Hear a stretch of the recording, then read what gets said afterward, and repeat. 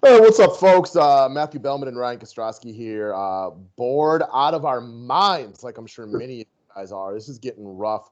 I do want to say, in all seriousness, I know we're really here to joke around and talk sports, but if there's anybody who's like stuck in isolation and just needs to chat, hit me up. If you feel like you're just bored and losing your mind, let me know. If we have any kind of rapport and conversation already, if you want to chit chat, let me know. I feel like it's people are going stir crazy. I made this post on Facebook the other day, and this girl that I work with occasionally when I bartend, she messaged me. She's like, "How are you doing?" I'm like, "I'm doing fine. Thanks for asking."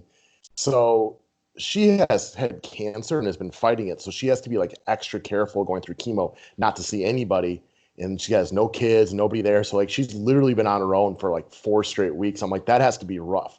Because at least like I know I get my kids every other day, and like you have your wife at home. Like if you're stuck by yourself and you just need to chat, let one of us know. Yeah, exactly. We're here. We're not doing much of anything. We just talked about it a little bit before. Just seems like it's like one continuous day. Sleep schedule has never been this messed up in my life. I mean, yeah, it has. When I was in college, but it's crazy right now, and I'm not sure when the end is going to be. It'll happen at some point. But yeah, we just kind of try to get through it as best we can, man. It's so tough not knowing, and it's the only like calming thing is like I know that every one of you guys listening to this, to a certain extent, everybody, some people still have lives and stuff like that, are going through this together. Even though we're not together, we are. It just sucks, and we're all dealing with this crap one another. Again, if you need help, let me know. It's just boring because you can't go anywhere. Like for us, we don't have any money coming in, so it's not like you can even online shop, or if you wanted to buy something, you can't. Like this is all, it blows for everyone. So we'll provide what little entertainment we can for you guys today. We're going to go through our favorite sports games, and I want to set this up by saying, when I posed the question to you, and then I offered a caveat, and then you snapped back at me, and it made you all pissy about it, and then we had to go back and forth a little bit. So we want to go through our favorite 5 sports games. Now, the caveat is, y'all probably don't want to just hear about my top 5 Packer games, because all of my favorite sports games ever are going to be Packer games. Football, one game just has such a greater effect than one baseball game or one basketball game normally.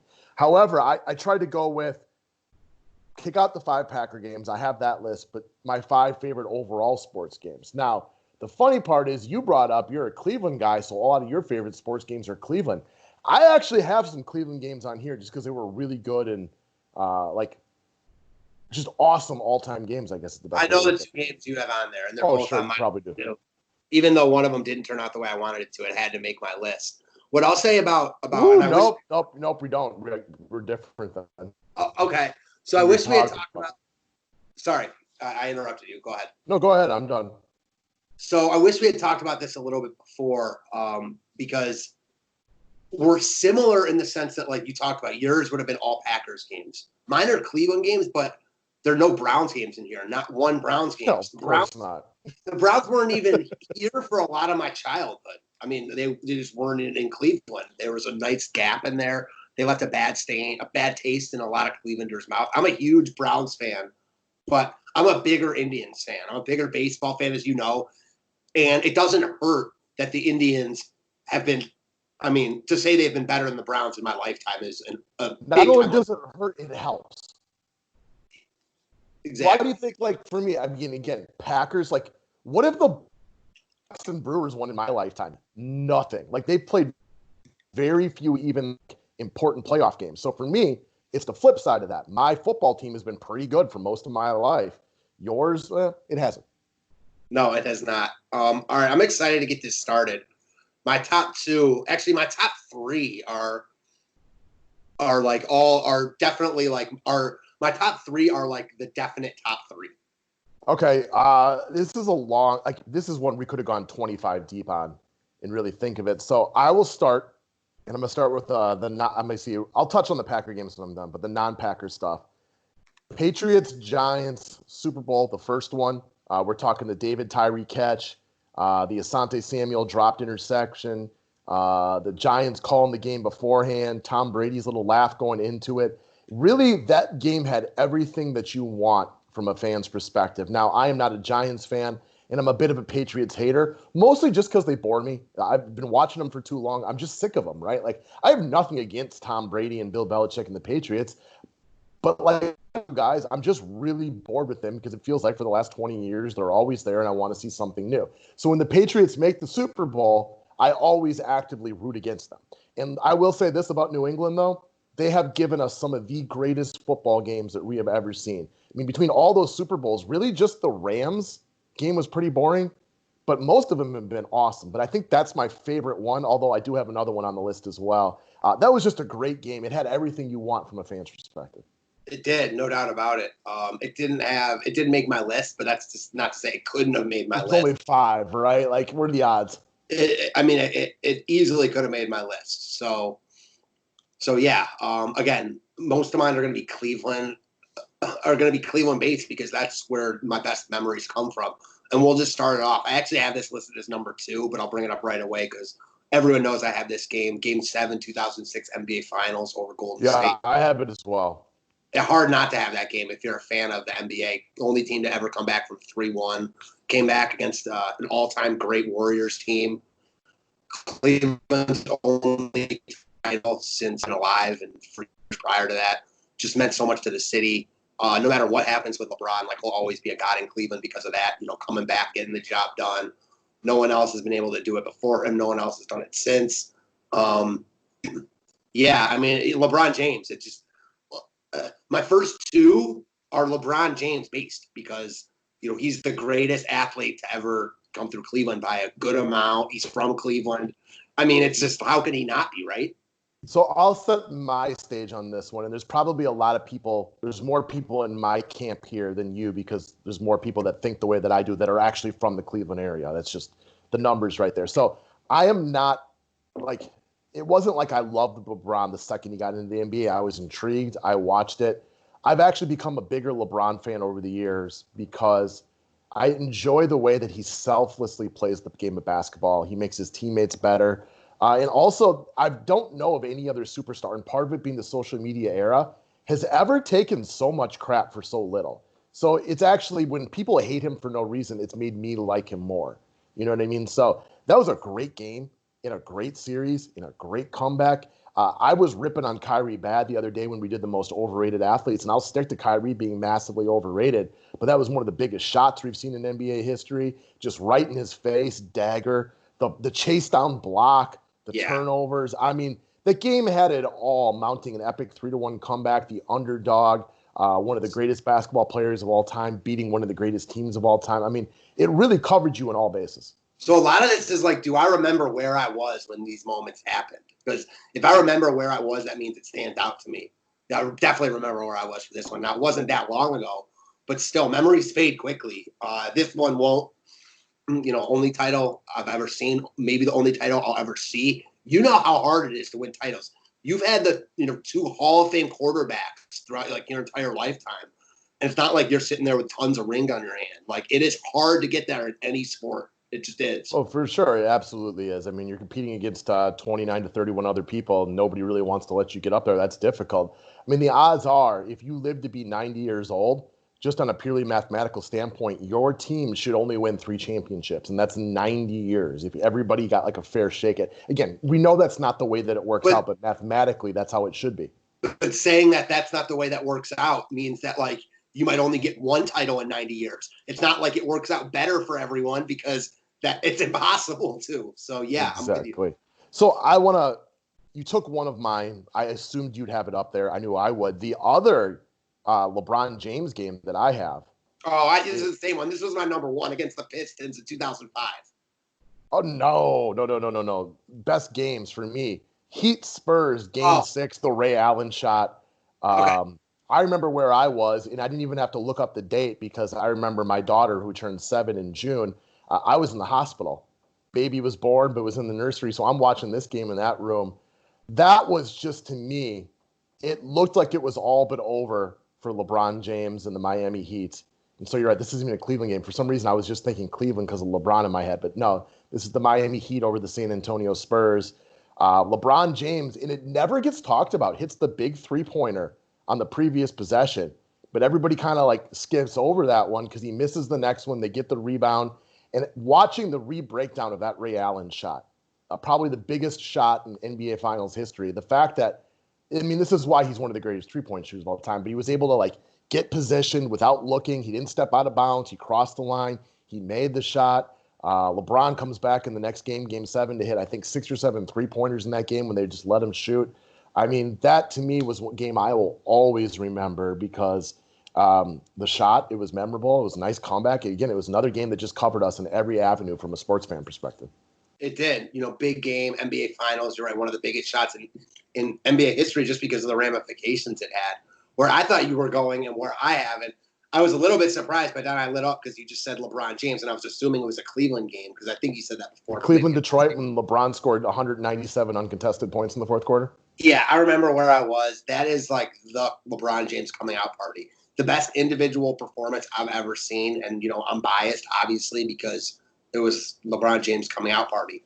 Scored the last 25 points against a Detroit team that was really, really good. Detroit ended up winning that series in 7 games. But that was when Detroit – I think that was the year they lost to the Spurs in the finals. I don't think that was the year they beat the Lakers. I think that was they lost to the Spurs.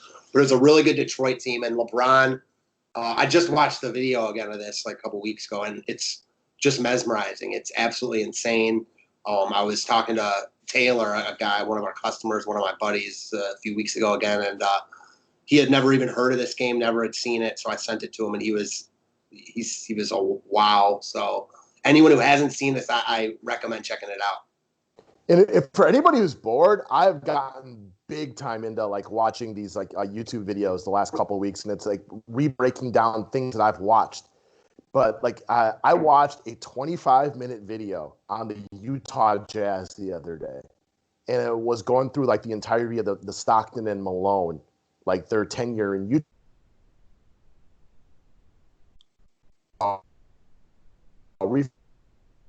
Michael Jordan single-handedly kept Karl Malone from winning a championship. Like, no, he didn't. Yeah, he beat him when they were in the finals, but Malone played for like 16 years. There's 14 other years that he could. Karl Malone had a long history of missing key free throws in big games over and over and over. His inability to hit free throws cost the Jazz potentially 2 or 3 trips to the finals. And I'm like, that's something I never will remember. Yeah, me neither. Same. Like, so I've been watching tons of stuff like that, mostly out of pure boredom, but like breaking down random teams, like who that I'd the details of it. I mean, how many of you really remember, because I don't meet a lot of Utah Jazz fans, like really remember how many times Utah was good, but choked in, big games against Memphis and Portland and blah, blah, blah, and so on. Not Memphis, but never would have remembered it. No, neither would have I. But again, we're really bored right now due to quarantine, so I'm watching some weird shit all over the place. I'm talking Prime, Netflix, YouTube, really getting down to the nitty gritty. I think I'm like watching 9 different shows right now because you watch one and then you get bored, go back to something else. Yep, I know that feeling. All right, how many you got left? I only have 2 left. I have 3 left. So this is one I know you won't have. I went to the college realm for this one. I have 2 college games on this. But so again, all about, lack of titles in my life. That's a theme. I mean, only if you live in certain cities do you have like a wealth of titles. It's no shame that Cleveland doesn't have a lot of titles. That being said, the Cavs are the only pro team that has given us one. The best team that I've been a fan of, though, throughout my entire life is no doubt been Ohio State. I wish that the Browns were as good in the NFL as Ohio State has been in college. Ohio State just knows how to win. One of the top, if not the top, college football program in my lifetime.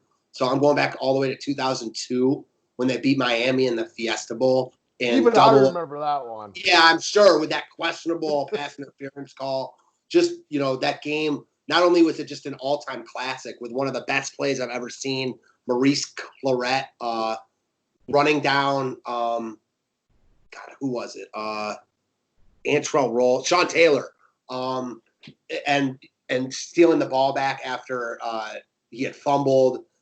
This was the Miami team. The roster included these guys: Willis McGahee, Andre Johnson, Kellen Winslow Jr., Jonathan Vilma, DJ Williams, William Joseph, Jerome McDougal, Antrell Roll, Roscoe Parrish, and Sean Taylor. That is one of the best college teams of all time, and Ohio State beat them.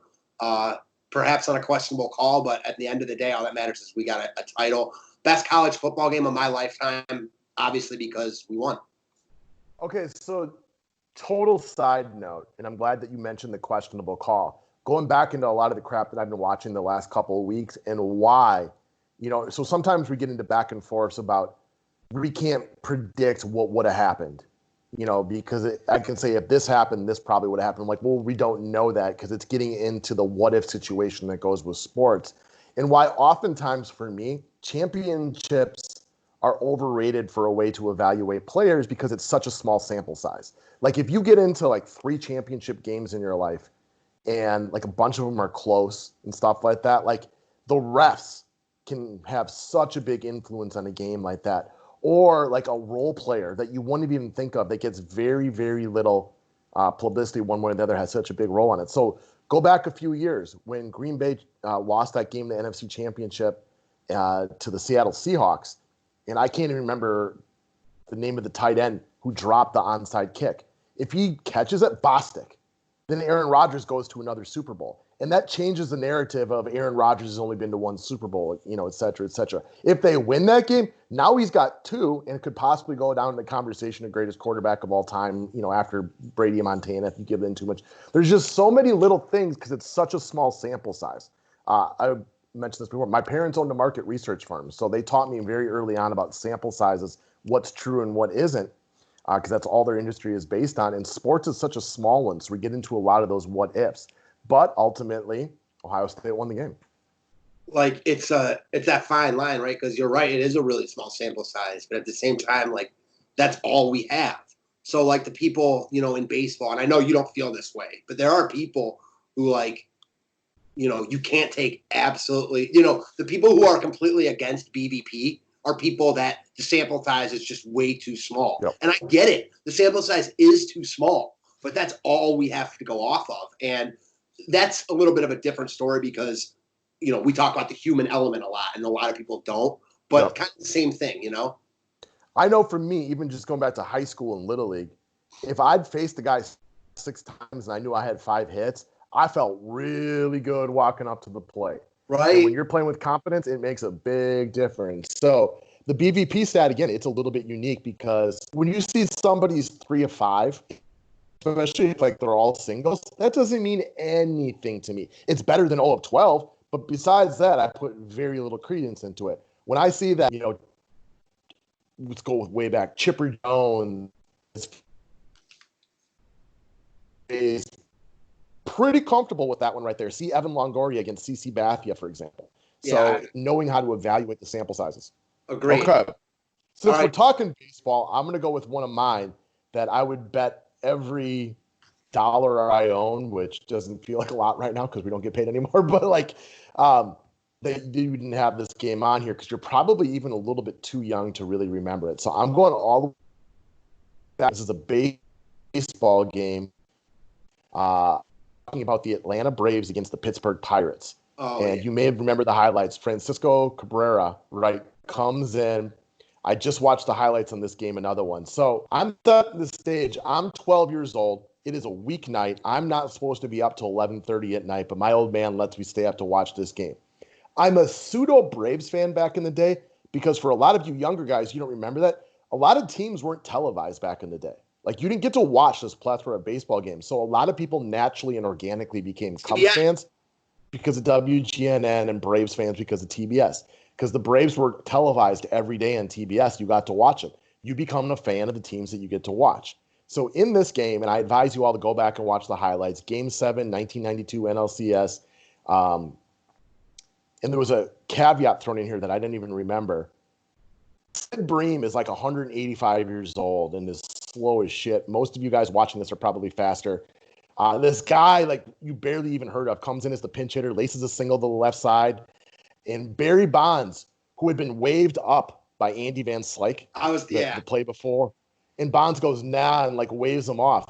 This guy single right to Barry Bonds, greatest baseball player we've ever seen. And Bonds tries to throw out an old, slow Sid Bream at home, misses him by half a second. And you're thinking, man, if Bonds had moved up 3 steps like Van Slyke had said, ultimately the Braves went on to win the game. This is a big comeback for them because they had been completely shut down by Doug Drabeck all game long.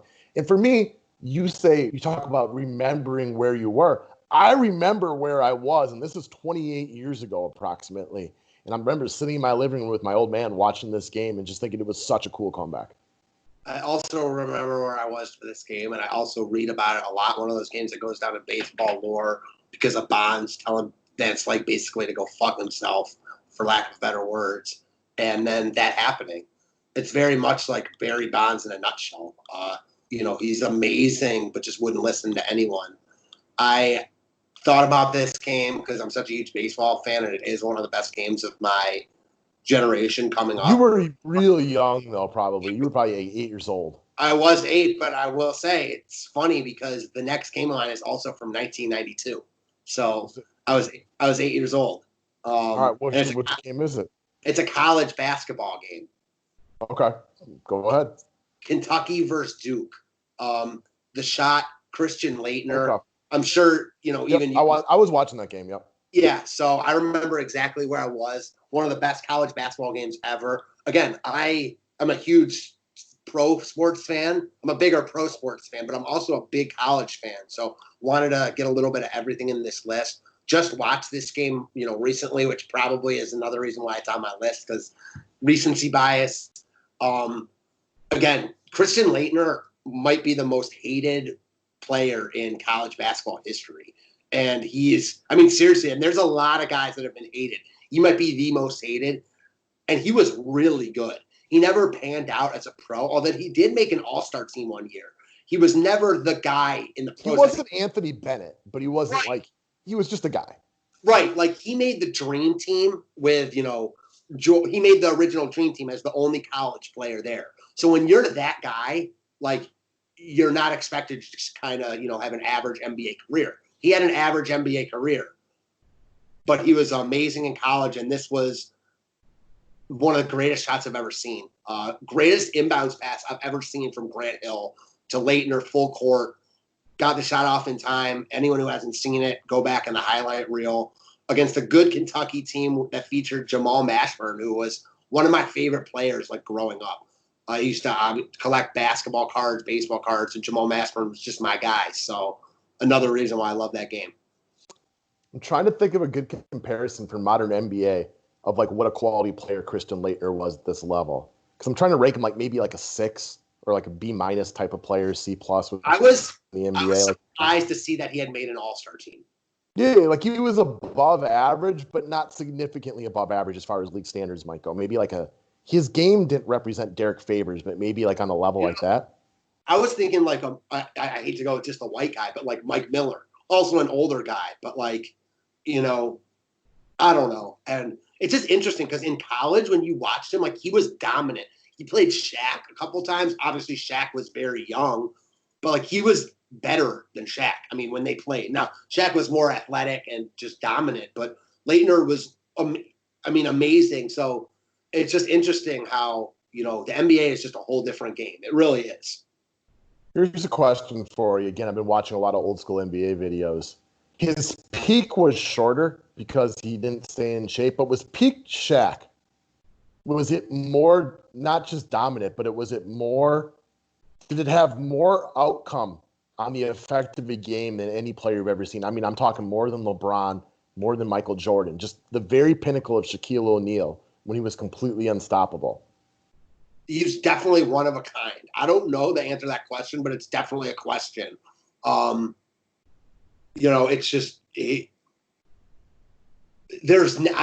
I don't think that yes and no, because I don't disagree. Not sure that I quite agree, but like Shaq will never go into the category of greatest basketball player of all time. And one is because of something that to me is the optics. Like when you see a guy that big, you're just not as impressed as you are by watching Michael Jordan hit fadeaways and getting into the lane at will and hitting big shots because you're like, he's just really, really big. Like LeBron has Shaq like, domination tendencies inside, but Shaq was more dominant inside. Like there's no one would like argue that. You're right. Like that LeBron is more dominant inside than Shaq. LeBron can just bring it up the floor and do everything else where Shaq and is longevity too. And all Shaq can do is be inside. He can't dribble. He can't shoot. That's all he can do. But just at that, I mean, there's never been anyone else like him. I don't know if we'll ever see anyone else like him. Because the NBA is full of I've been talking about this a lot. I mean, for him to be that athletes, right? And he's you're right. He got so big. He was fun to watch, no doubt. And that's where him and Kobe butted heads. Because Kobe, like we talked about the other day, I think Kobe's a little overrated for his effect on the game. Same. But what I've always admired about Kobe Bryant is the fact that, again, you can't control being 7'2", 300 pounds like Shaquille O'Neal. But what we can do, and I don't do it, and that's why I think it's impressive, is nobody's in the gym before Kobe. Nobody has the killer mentality that Kobe has. Nobody has the work ethic that Kobe has. And that's something that you can always admire because you could do that in anything. To Shaq's credit, though, I love Shaq's personality. Hell yeah, me too. Growing up, he's different now. But he was always this just easygoing, fun-loving, jokester, especially when he was with Orlando. And I loved that. So different than Kobe. And maybe hold up. I got an easy question for you. Who would you rather be on your team? LeBron and Shaq or Kobe and Michael? Where would you be happier? I would much rather play with LeBron and Shaq. We'd have a good time, win some basketball games, and everybody'd have fun. Exactly. And that means something too. So yeah, I don't know if we'll ever see another guy like Shaq again. Now, for some of you young bucks out there, for some of you 18 and 19-year-olds who watch this, if you're as bored as I am, just get onto the old YouTube machine, type in Shaquille O'Neal, and just start watching of how dominant he was, because it was unlike anything that we'll probably, like you said, probably ever see again. He was completely unguardable. And while most of it had to do with his size, he actually had pretty good touch around the rim. Yes. So when, it wasn't just, he wasn't hitting three-pointers. He was terrible at free throws. He had the handles of Mirio, which is not good. But, man, just completely unable to he owned the paint. Yes. Offensively and defensively. Yes. I will say this about him, though. The name Shaq, holds, just as much, in American culture as LeBron. Oh, yeah. Everyone knows who Shaq is. People that don't care, have never seen an NBA game. Everyone knows who Shaq is. And I'm with you. His personality is magnetic. You know what I mean? You like to be around him. You like to listen to him talk. 100%. So, okay. We're a little off topic, but guess what? I got nowhere else to be, so rock and roll. All right, you got 1 or 2 games left? I got 1 game left. All right, let it rip. All right, so I had to have an Indians game on here. They haven't won any World Series despite being in 2, and I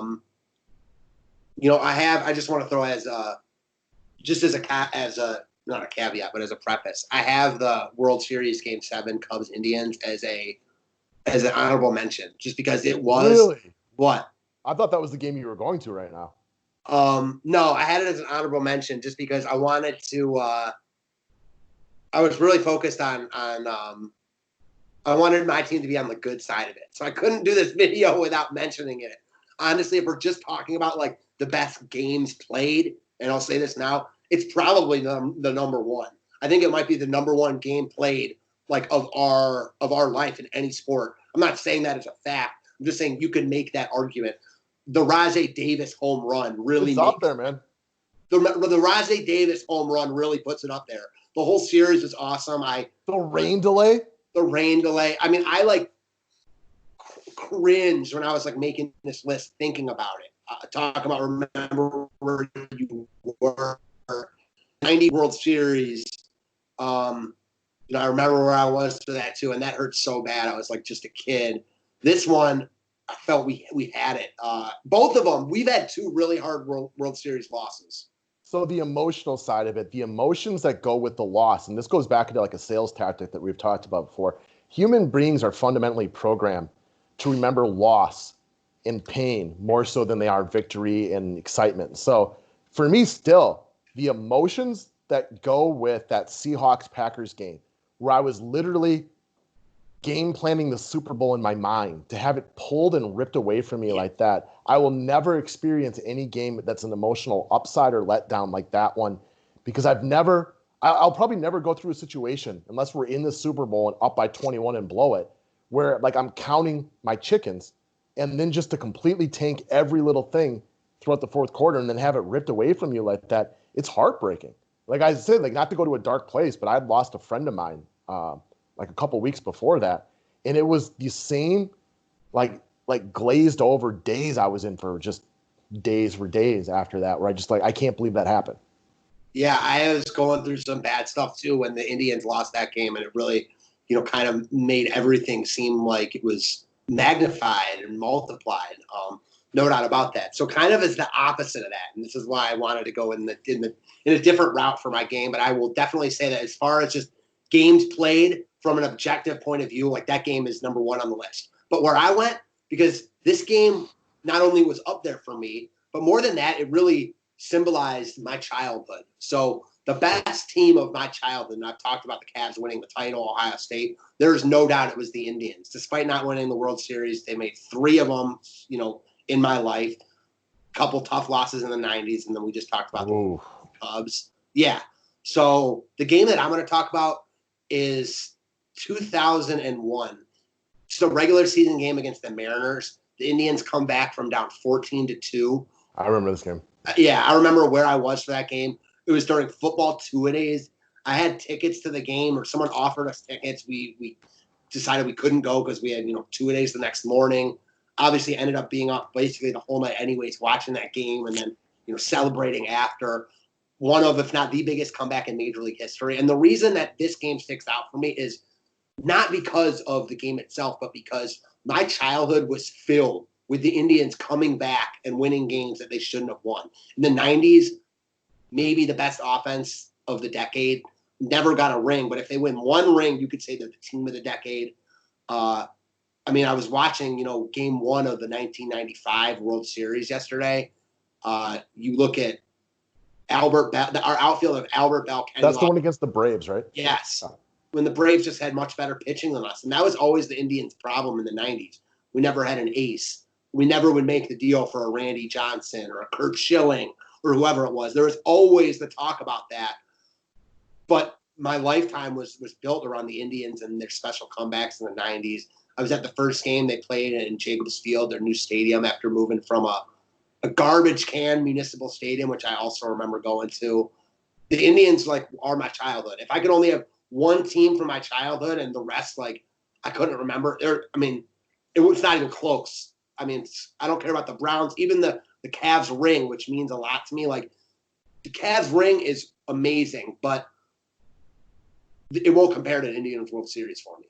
I do remember that game. I watched a lot of baseball as a kid. So pretty much anything from 1998, 88 to 98. I remember most baseball games. It's just what I was doing. It was a Sunday night game. The Omar Vizquel had that triple to tie it up. A couple of my best Indians memories are against Seattle. You have that. And then maybe my all-time favorite Cleveland play or memory is I've seen it a couple times recently too, when Kenny Lofton scored from second against Randy Johnson on a pass ball. Just electric. So I love the Indians, and there's that. What do you got? My last game, I wanted to go back to football because ultimately, because of the way that it's set up in the playoffs with the one and done, it's difficult for basketball and baseball games to be as good on a one-game basis unless you get to the game 7, right? And that's where a couple of these have come from. Yes. And I've really spent some time this morning because the Patriots-Giants Super Bowl jumped up to me as the one that I remembered. But then I wanted to really go back in my mind and think about all the other really good Super Bowls and which one was next to me because I wanted to go back to football. And it's the Patriots-Seahawks. Yeah. That's a great game. We're talking crazy plays, multiple comebacks within the last couple minutes of the game from both sides, freak catches by Seattle. One of the worst play call decisions in any, and this is the part for me that oftentimes gets overlooked by what a dumb decision it was not to run the ball with Marshawn Lynch.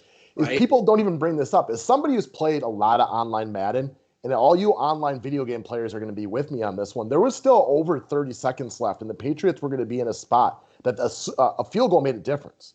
But with Tom Brady, and knowing that there was still a timeout left, you run the ball. Because even if you score on that first play, you don't give Tom Brady over 30 seconds in a timeout to just get you down into field goal position. At the very minimum, you don't score and you get rid of that timeout, which puts them in a much more difficult situation, which is why that stupid play call by Pete Carroll is it's even dumber in my mind. For me, I still can't believe that doesn't get brought up more often, but that game had everything. Again, I don't like the Patriots. I also hate the Seahawks, so I was kind of rooting against both teams and couldn't decide who I hated more on that specific day. But just a great game, great play by Malcolm Butler. I mean, it was one that covered everything. There was a few other Super Bowls I really considered. Bills, Giants, Rams, Titans. I'm trying to think there was one or two other ones that were really, really good. Rams, Patriots? No. Oh, yeah, the first one, not the most recent one that was such a snooze fest. Yeah, that was a good one. That was a real good one. Basically, every Patriots Super Bowl has been awesome. The Rams Titans, though, is the one I remember most probably. Man, just missing by a foot like that. I mean, it doesn't get much closer, does it? No, it doesn't. We talked about titles, man, how hard they are to get. Man, so, all right. I think the reason that, and again, I don't know, but just my hypothesis on why that doesn't get brought up a ton. All right, we're back now. I think for me, the reason that doesn't get brought up a ton is because you talked about like how Pete Carroll. Yeah, the timeout is because like you're right. I'm not saying you're not right. Like, but I guess it's hard to put into words. Like, I don't know. I get what you're saying, but I also know like all that. If you score there, then you're right. They could score, but I don't think that they would have been talked bad about had the pass been complete. You know what I mean? Go ahead. Sure. You take the score if you get it. But if I'm planning which way I have to score and to know that the caveat is I miss and now they're out their timeout too, and I still have my timeouts and multiple more down to score, like if it was a one-play situation, totally different. But to know that your backup was several more attempts to score again, I at least want to take my shot with Marshawn Lynch, get rid of their timeout as like a backup failsafe. It's just Mike McCarthy was horrible at this. Clock management, knowing when to call run plays and like pass plays. He just never really got, because there were so many times that Green Bay's defense was so bad that we'd give him 45 seconds and they get a field goal out of it. Like, get rid of the timeouts at the very, very minimum. At least run it on first down, and then you have two more shots with Aaron Rodgers or Brett Favre to try to score. Yeah, I don't disagree with you. I watched Mike McCarthy screw up so many clock management situations over the last 10 years that and playing video games online, for those who play Madden online, know all what I'm talking about. You don't want to give somebody, even if it's just 4 plays they can get off, don't give them a shot. No, never. So that game stuck out to me. What were some of your other honorable mention games? Because we kind of mentioned some of those Super Bowls. Again, top honorable mention for me was that Cleveland Cubs Game 7. I mean, that was right up there for me. Top honorable mentions for me were Cavs versus Warriors Christmas Day game. The year they won the title. So the Christmas Day game in 2016, the rematch of the finals, another amazing Kyrie game. I was at the game, so right up there for me. LeBron's game-winning shot against Orlando. I can't remember the year, but another game I was at. Do you know what I'm talking about when they had Dwight Howard? Banked it in. Best like game-winning shot I've ever seen live in person, no doubt. And then the one NFL game I had on here, which was a regular season game, it happened a couple of years ago. Man, 2018, week 11, Rams 54, Chiefs 51. I mean, that was a great game. You just don't see games like that in the NFL anymore. And when I say anymore, I mean really ever. There just aren't really games like that. Offenses just usually aren't that good, that much better than the defenses. We saw 100 points in an NFL game is insane. Absolutely. So we've covered kind of some of the Super Bowls. Bills Giants was one that I liked a lot too. So kind of can move past football. I'll quickly just go through my favorite Packer games because these are the ones that would actually be my top 5. Number 1 would be Green Bay beating Pittsburgh in the Super Bowl. It was a very good game, but not like Rams Titans coming down to the last minute. Pittsburgh had the ball at the end with an opportunity to try to go down to score to win the game, but they never really got much momentum. Roethlisberger had laser vision on Mike Wallace and just couldn't get any kind of completions. That was a good one. And then obviously Green Bay beating the Patriots in the Super Bowl. Like those are my two favorite games ever, but that's my team winning a championship. So of course it's going to be Packers Seattle, the Matt Hasselbeck we're going to win game. I was Yeah, at that one. Oh, wow. That would definitely be up there for me, too. We're going to take the ball. Right up there. Yeah, and Al Harris goes pick six and wins the game. That was one of the last Packer games I've actually attended. I don't go to a lot of live sports games ever since becoming obsessed with fantasy. But I was at that one. My mom and I went to that one. I actually, for Christmas, I bought the tickets to that game. Probably the only time that ever happened, but it was a great one. The Packers running all over the Falcons on that Super Bowl run in that game. Do you remember this one? Where Aaron Rodgers was just the Packers beating the Falcons in the I think it was not the wild card, but the divisional round, where Aaron Rodgers just put on one of the greatest playoff performances of all time, just went up and down the field. Tramon Williams, pick six, Matt Ryan on the last play of the first half. I don't remember it specifically, no, but okay, I'm sure if I saw like a little bit of it, I would remember it. Yeah, that was a really, really fun one. And then for me, the only regular season game I have in there is the Motown Miracle. I remember watching that one. It was Thursday Night Football. The face mask on Aaron Rodgers to get the 15-yard free play Hail Mary. Like that was just fun. Like just Aaron Rodgers has the 3 Hail Marys, but one game is not as dramatic. The one against Arizona is the most incredible throw I've ever seen. You know, falling off your back shoulder like that to put it perfectly in the end zone. But we lost the game. That one, to walk it off like that, to win the game, was amazing. Yeah. I mean, honestly, I only had like one Browns game that I thought about at all. And it was like the first year they came back.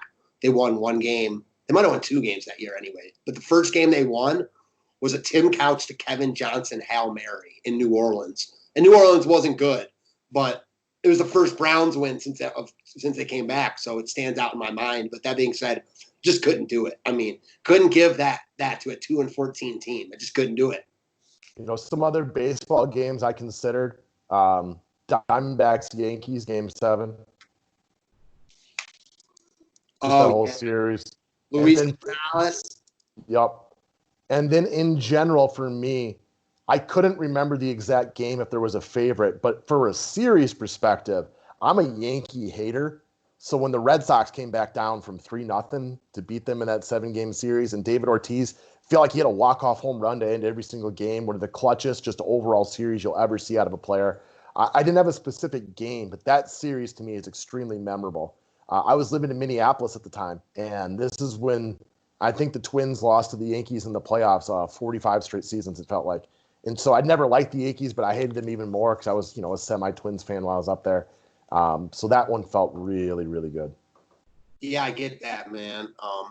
You hate the Red Sox, though, so it's different for you. Yeah, I can't do it. I hate the Red Sox more than I hate the Yankees. I just have learned to just the Yankees are what they are. Like, I hate the Red Sox because they try to play the victim card of the Yankees. Like, that's what I hate about the Red Sox. And it's like, I get it. The Yankees are there's no one like the Yankees, but most teams don't have it as good as Boston, No, especially, they went a long time without that championship, but over the last 15, 20 years since they got one now, totally different story. I think they have 3 World Series.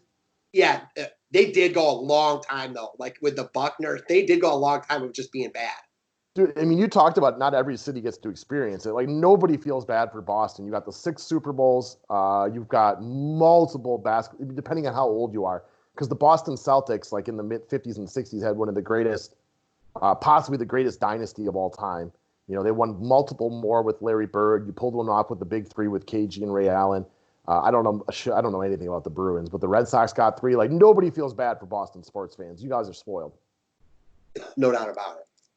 As I talk about my 2 Packer games, the Bucks haven't even sniffed the championship with the exception of the year that they played the Sixers. I think it was 2001. And let's face it, if that Bucks team had made it to the finals, they were winning at most 1 game against the Shaq and Kobe Lakers. No doubt about it. 1 game would have been good. That's what AI got, and we would have been happy with that.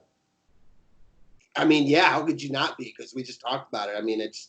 It means something to get there, especially when you're not a team that perennially gets there. No, and the Brewers haven't even really, other than just 2 years ago when they lost to the Dodgers in Game 7. They've never really been close for as long as I've been watching baseball. Mm-hmm. I don't know. Anything else you were considering? Anything else kind of make the honorable mention list? No. Okay. I mean, I'm sure there's plenty more that we're forgetting. Obviously, there's been a ton of sports. Like, I rewatched the highlights last night of the Michael Jordan, the shrug game, where he hit all the threes. Like, I remember that, watching that, because, like everybody my age, I was a huge Michael Jordan fan. My room was covered in Michael Jordan posters, and that game was awesome. It was fun because Michael Jordan, like, he was not a good three-point shooter. He was a 28% three-point shooter that year, or 27. I can't remember which one it was. And he just became unconscious. Now, they were all completely uncovered for the most part, but that game was fun. But I think the Bulls ended up winning that game by well into double digits, so it was like it just wasn't like that memorable. Agreed. I guess the only one I thought about was Joe Carter's walk-off home run. Ooh, that was a good one, yeah. But, like, I don't remember that whole game. I just remember that moment. Now, that moment sticks out for me because maybe it's the greatest baseball ending ever. Yeah. Joe Carter is very well liked in Cleveland, was a very good Indian when the Indians weren't good. So he's very well liked here. So it's just a great moment. Did he make the Hall of Fame? Yes, he did. Okay. I couldn't remember because he's like one of those, he's a very good player, not transcendent Ken Griffey type level, but a very good player with one of the biggest moments in baseball history. I remember I was watching that one again. That's also where it helps that I'm a few years older than you because I'm just a little bit, like I'm 12 and you're probably like 7 or 8 when that happens. He did not make the Hall of Fame. He did not? Okay. No, he only received 19 votes. And again, that goes into like the baseball Hall of Fame is very hard to make. Yeah, again, football and basketball are a joke comparison to the baseball one. I don't think of him as like a Hall of Famer. That play is a Hall of Fame play, but I don't think of him as a Hall of Famer. No, I wasn't sure, and I didn't know if like that had vaulted him up there. Because again, what's he have? Are you looking up his numbers right now? I just brought him up. Okay, let me try to guess how many career home runs he has. I would just guess about 350, maybe closer to 400. Yeah, you're about right. He's got 396.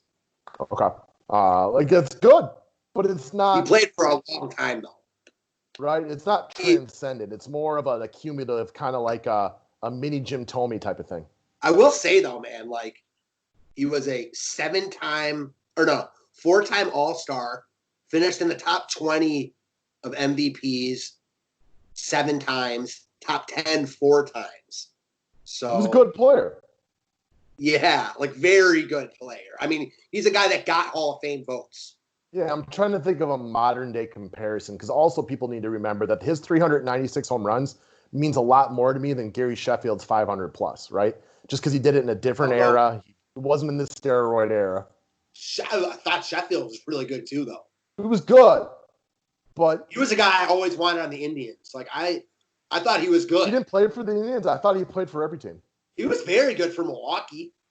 Yeah, he was all right. His best years were not with Milwaukee, though. No. I guess the thing about him, though, it's hard not for me. I loved his batting stance so much that he was a very good player, but steroid era.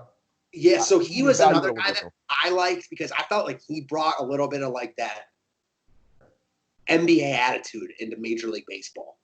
Okay. I don't know. All right, guys. If you're bored, feel free to throw some of your favorite games down there. I'm always curious to, what sticks out in people's minds. Again, this list could be 50, 60, 75 long. There are some great games that, you're not even thinking about right now. A little bit of it's going to be subjective. Like, where were you? How much stake did you have in the game? Like, I liked the Buffalo Giants Super Bowl because I liked Buffalo. I was a Buffalo fan back then. I always played with them in the Tetmos Super Bowl. They were my non-Packers AFC team. So I remember that one a little bit closer. But like, if you're a Titans fan, clearly the Titan-Ram game, Super Bowl means more to you. No doubt about that. I mean, it's just the ones that there's so many sports games. The one that means something really stand out. Absolutely, it does. So that's what we got for today, guys. Thanks for watching. Thanks, guys.